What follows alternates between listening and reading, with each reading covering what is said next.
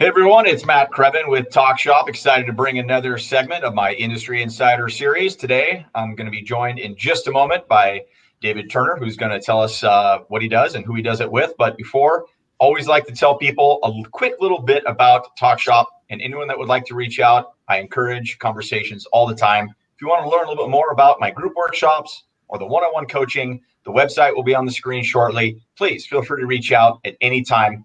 Happy to answer questions or even just explore. Commercial aside, David Turner, thanks for taking the time and joining me here.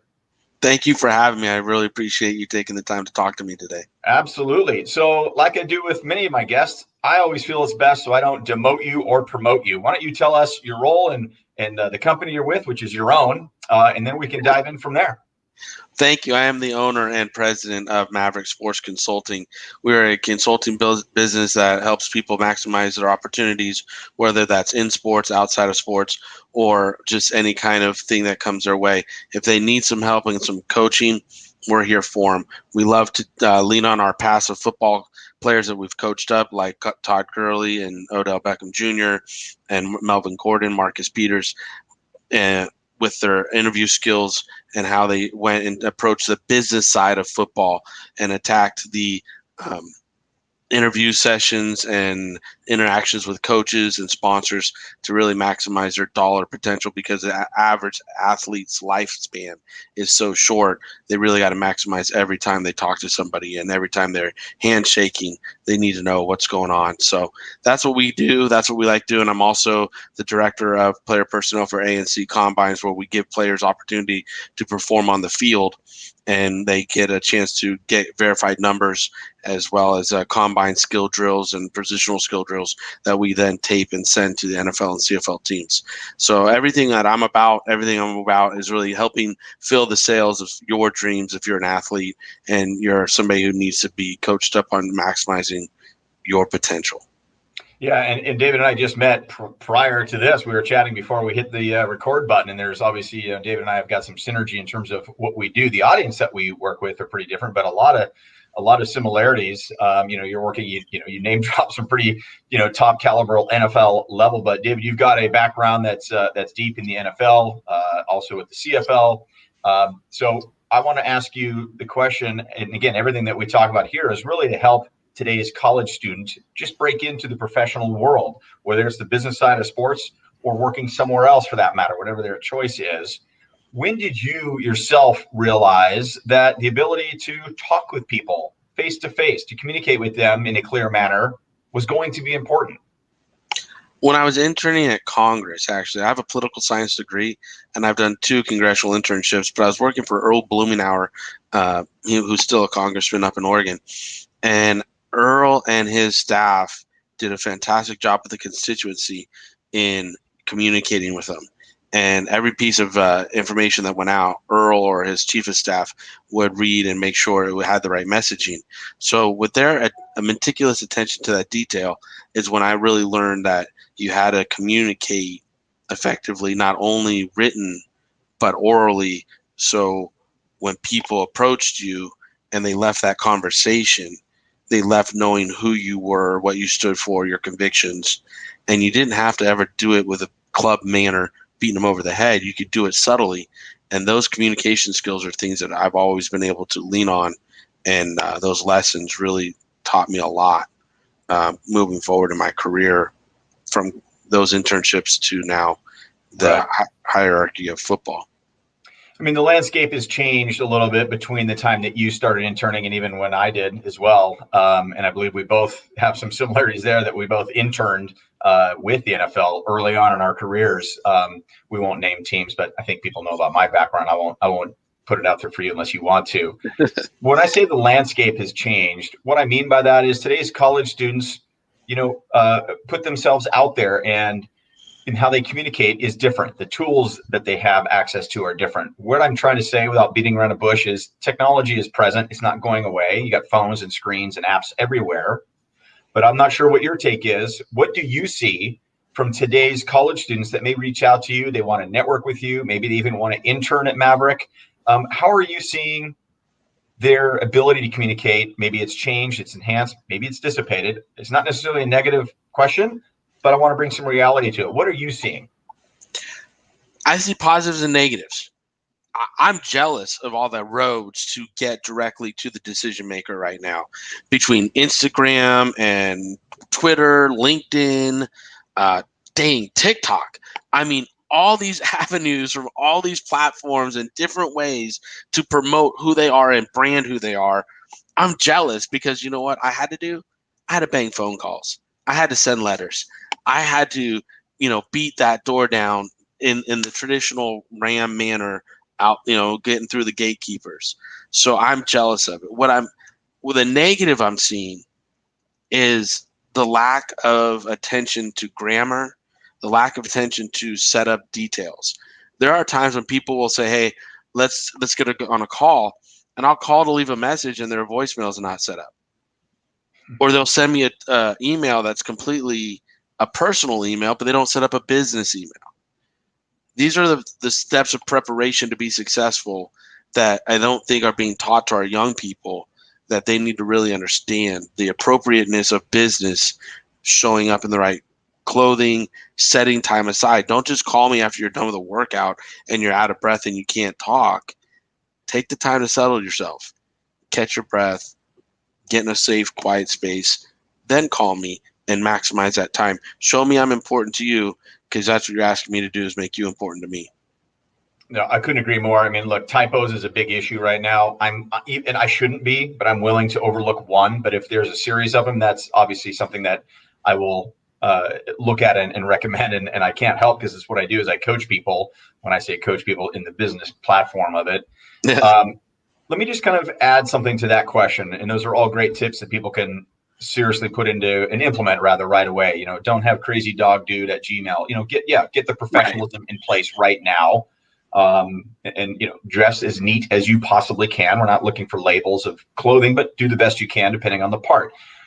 Where I want to shift and kind of pick up from is, and we talked a little bit about this before we did the interview today, David, is people need to brand themselves, need to protect their brand and create their brand in the same way. People don't realize they are a product or a solution, and a hiring manager is going to look at them on the shelf with all the other products that are available for them to choose from.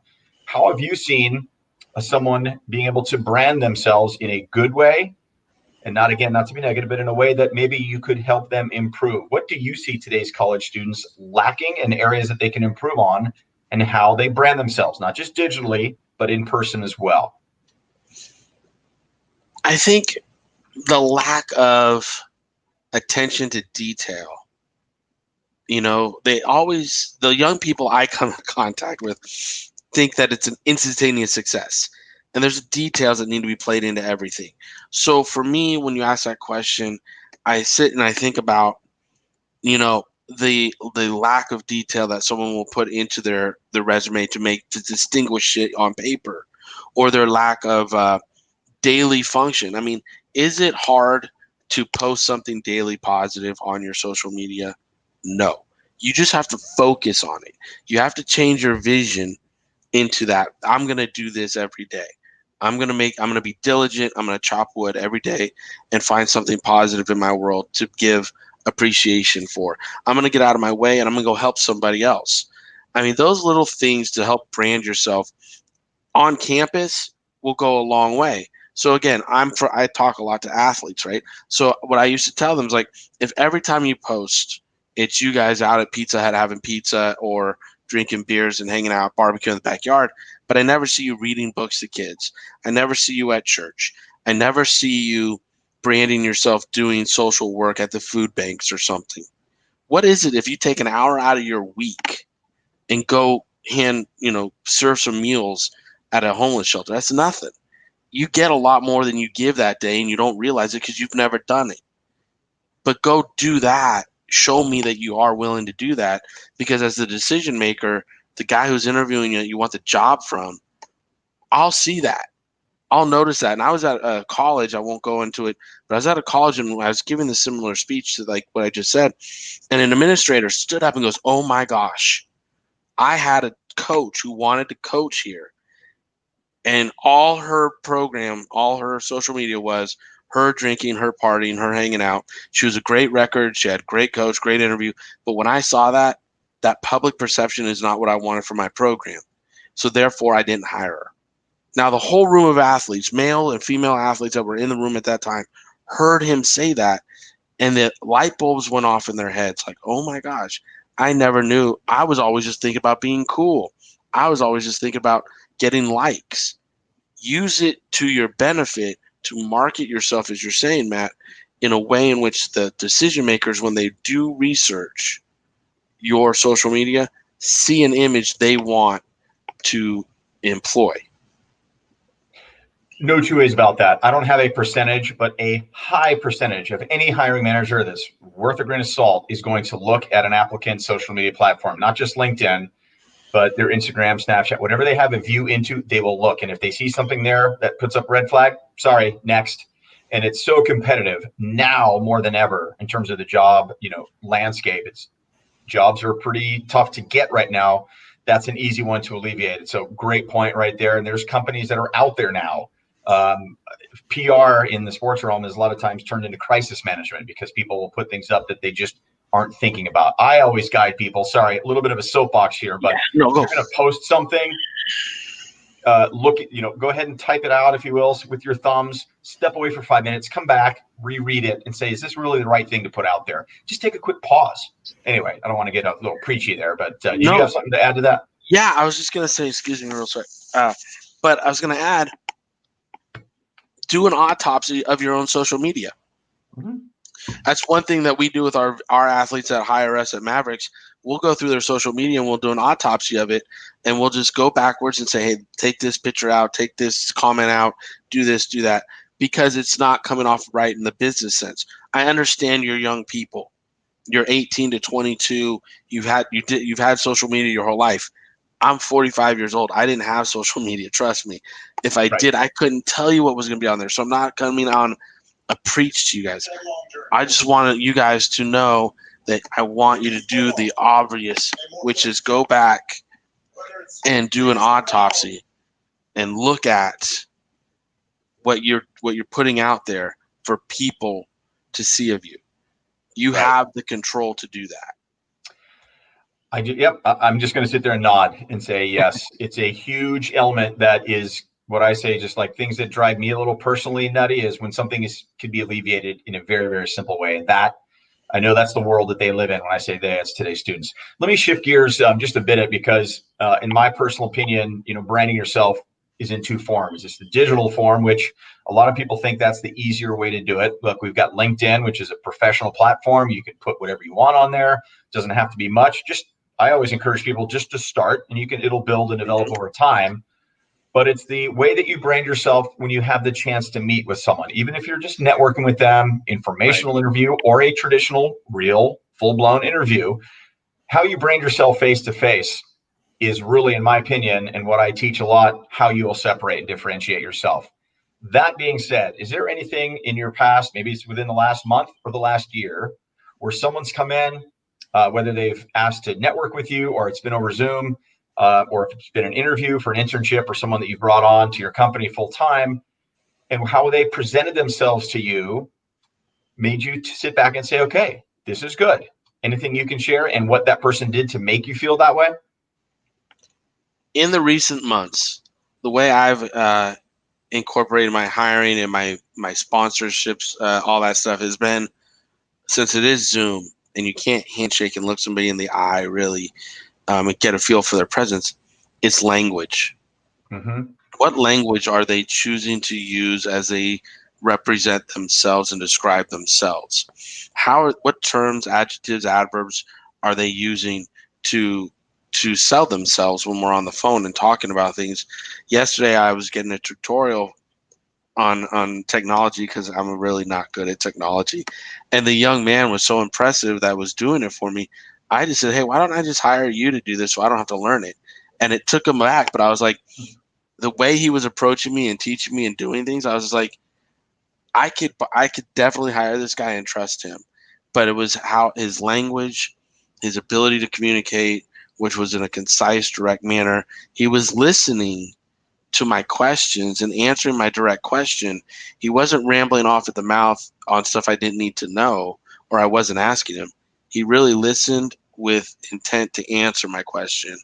and then he was concise in his answers, which is what I appreciate the most about him. And I'll tell you one thing that I did years ago, but I used to wear on interviews a duck pin on my lapel. And people go, "Why are you wearing a duck?" And I'm like, "Oh, it's my lucky duck." And they go, "Lucky duck." Yeah, but what I was doing is when I left, if they didn't remember my name, they were going to remember the duck. They were going to be like, "The guy with the duck pin, remember him?" Yeah, I liked him. Even if they didn't remember my name, they were going to remember the duck. Things Yeah, I like love that. that. Give them something to remember you by in a memorable way. So, And it no, fits inside the business of it's appropriate, it's this and that. Too many right. people try to walk in, and again, you got to know your role. Like, you got to understand what you're interviewing for. You got to know the audiences. Gettleman always taught me, know who you're speaking to, but also be able to stand out a little bit inside that world so they remember you. I always tell my youngest son, go by the 3 rules of comedy. And I'm not a comic, by the way, but I do know the 3 rules. It's know your audience, timing, and delivery. It works in almost every setting. I always like to end the sessions that I have, and when I'm bringing on industry insiders like yourself, to say, was there at some point someone put their arm around you and said, you know what, David, I just want to share this little bit of wisdom for you as it relates to your career that's maybe just stuck with you. It's resonated. It's always played in. Lasted the test of time that you're willing to share out to the next generation. Is there anything that comes to mind that you can share out that someone shared with you as you were breaking in? Whew, there's so much. I'll draw. Shortlisted if you want. I'll short. Okay. Well, I'll draw back to the very first piece of advice I got from my stepfather when I was walking into Miami Dolphins. He said, "Always smile. Show people you're appreciative of the opportunity every day. Always have a smile on your face and enjoy the moment because it could be gone so quick. And without a smile on your face, you look intimidating." And I laughed because I never thought of myself as an intimidating figure because I'm 5'4" and not that big.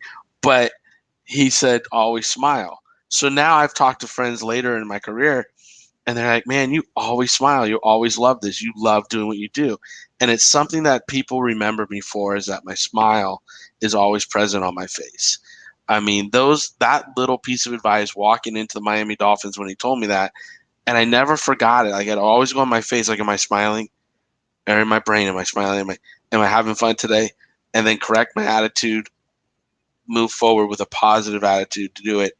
I mean, I think though that kind of thing, and then the perseverance that's needed that to get the job, but to keep the job. It's a daily thing. You have to step forward every day. You can't step negatively. You can always step back to gain leverage in a conversation or to gain leverage in your career, or step to the side to advance your career. Those things are absolutely doable, but you always got to be pressing in a manner to move forward, and the perseverance it takes. And not everybody has that. And I don't know why. That's something I wish everybody could understand is whatever you put your mind to, you really can do it. You just have to have the perseverance to accomplish it. This might already be trademarked, but you just gave me a great idea. I'm going to make myself a new pin. It's not going to be just a duck. It's going to be a smiley duck. There you go. You should take that. I won't Yeah. copyright it. Well, Anyway, I appreciate David, it. I want to make sure I give you the opportunity. Perhaps you'd like to share people your website, a blog, any initiatives that you're working on, whatever it is that you'd like to let people know about. Give your own commercial, if you will, please. I'd love you to be able to share whatever you're comfortable in sharing. Thank you. I really appreciate the time and everything. I would like to say, if you're more interested in Maverick Sports Consulting, go to mavericksportsconsulting.com. Our website's up. You can go check us out there. We're on all the social media at Mav_sports. You can find us on LinkedIn, any social media, Instagram. We're currently involved in ANC, really trying to. ANC is a group that I work with to try to help get athletes opportunities on the field, with so many colleges opting out of spring or summer and fall sports, and then a lot of the young men and women didn't get opportunity to perform pro days and get their numbers verified. We're working to do that really hard. I'm also teaching a scouting class. If anybody wants to learn how to scout through draftbible.com, you can go there, register, and we are teaching a 25-week seminar on scouting. We're only week 3 in on it right now. And what we're doing is trying to give you a comprehensive look of offense, defense, special teams, as well as the business of it. So it's an hour every Friday night that we set aside to teach that. So those Great. are the David, things that I'm trying. what's that web address one more time? MaverickSportsConsulting.com. And then the scouting course website is? TheDraftBible.com. Got it. Just want to make sure people had that and heard it one more time. Again, David, thank you for taking the time. And for anyone that finds this of value, and I can't believe how you wouldn't, because there's lots of good information that David shared for students to help them develop some skills that are going to be important for them. Please, I encourage you to share the video. That's how the word gets out. Anyone else that would like to reach out to me direct and learn a little bit more about Talk Shop and the programs that I offer for both high school students and college students, the information is on your screen right now. So again, David, thanks again for taking the time. We look forward to staying in touch. Thank you very much, Matt. Take care.